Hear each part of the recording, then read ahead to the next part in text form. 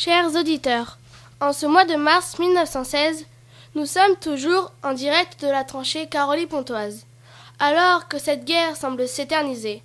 On est loin de l'euphorie des premiers jours de la guerre. Ici, le son du canon est toujours aussi fort, assourdissant même, permanent. Aujourd'hui, entre deux attaques, le vaguemestre est passé. C'est ainsi qu'on le nomme, celui qui distribue le courrier. Tous les hommes espèrent, attendent, parfois redoutent le contenu de ces petits rectangles de papier. Et une fois lu, 10 fois, 100 fois relu, c'est le moment d'y répondre. Je vais laisser voguer mon micro près des poilus, en train de lire leur correspondance avant d'y répondre.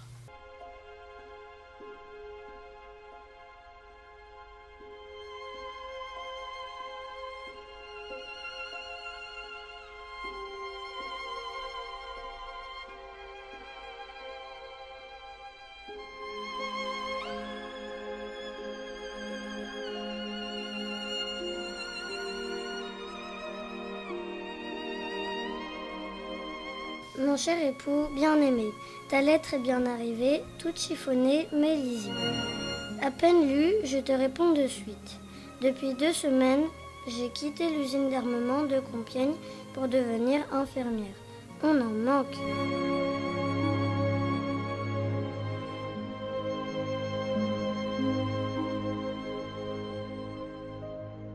Je me dis que je serai plus près de toi. Si tu es blessé, j'aimerais qu'une infirmière prenne soin de toi. J'ai été sélectionnée pour suivre une formation avant d'être affectée dans un hôpital voisin.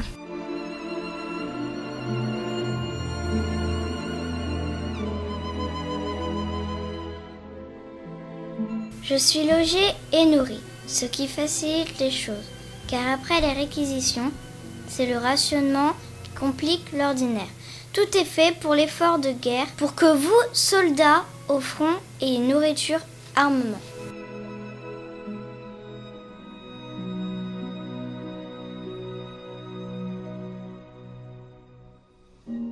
Maintenant, on utilise des cartes de rationnement pour limiter la consommation de pain, de farine, de sucre, d'essence, de tabac, de charbon. On parle même de l'instauration d'une journée sans viande. Devant chaque boutique, de longues files d'attente se forment. Les heures d'attente imposent la patience. J'ai même vu un homme proposant de faire la queue contre rémunération.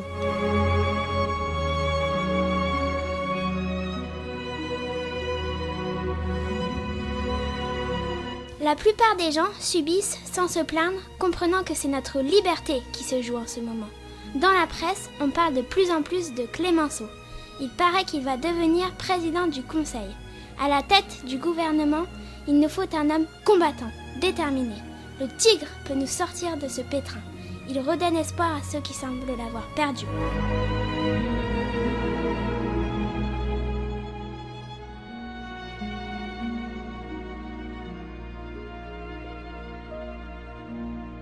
Voilà les dernières nouvelles. Moi aussi, je ne cesse de penser à toi, à tes souffrances. Ensemble, gardons l'espoir. Sois prudent, je t'embrasse affectueusement, ta femme bien-aimée.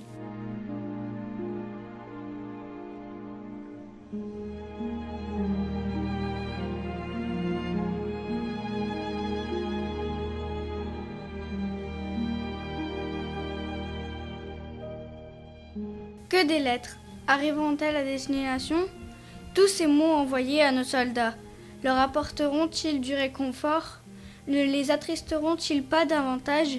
Des milliers de lettres envoyées, des milliers de cartes postales, des milliers de colis, des milliers d'espoirs. Mais que restera-t-il de ces lettres, de ces envois ? Seront-ils encore présents dans 100 ans ?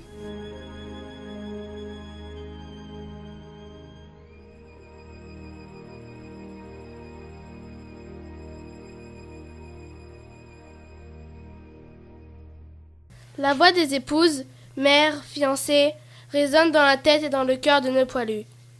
À leur tour, ils prennent la plume pour rassurer leurs proches, car ces lettres seront lues et relues par toute la famille et tous les amis. Écoutons.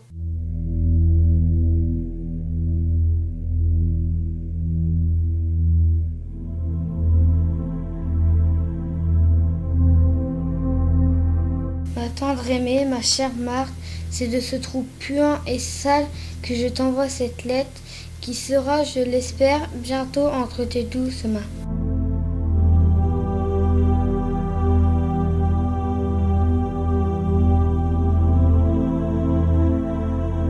Ici, c'est un autre monde. Il n'y a plus de jour ni de nuit, plus de matin ni de soir, mais la guerre, c'est-à-dire quelques heures de calme entre deux assauts. Le temps n'a plus de durée, mais un son, le même son, éternel et mortel, le son du canon. Un autre son nous glace le corps, celui du sifflet. C'est le son de l'assaut tant redouté que l'officier sabre au clair propulse dans les airs. Le paysage aussi est incroyable. Plus d'arbres, plus de végétation, plus d'habitation, plus de vie. Le No Man's Land. Tout est ravagé.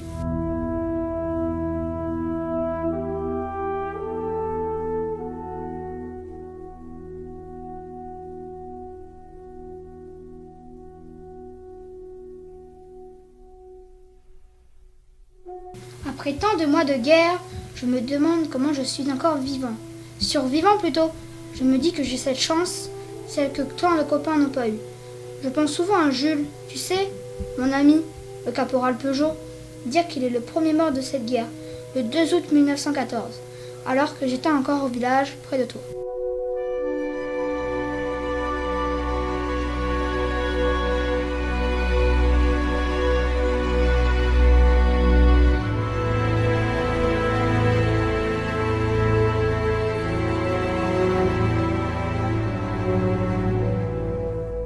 Dans quelques jours, on espère avoir une permission pour enfin quitter cet endroit crasseux. Ordre et contre-ordre se succèdent. Alors, on n'y croit plus. Ta dernière lettre est datée de plus de 2 mois. J'espère que tu reçois bien les miennes.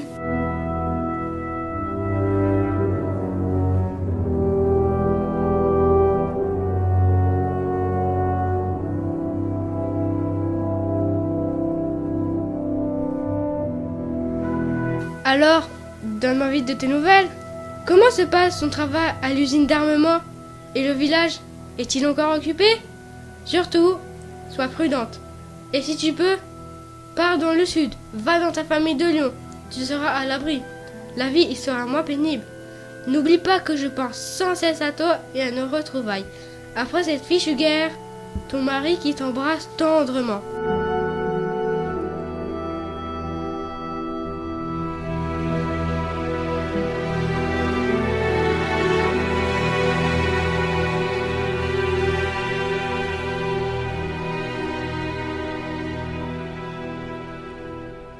PS, je te joins ce trève à 4 feuilles trouvé près de notre première tranchée. J'espère qu'il nous portera chance et bonheur au milieu de tous ces malheurs.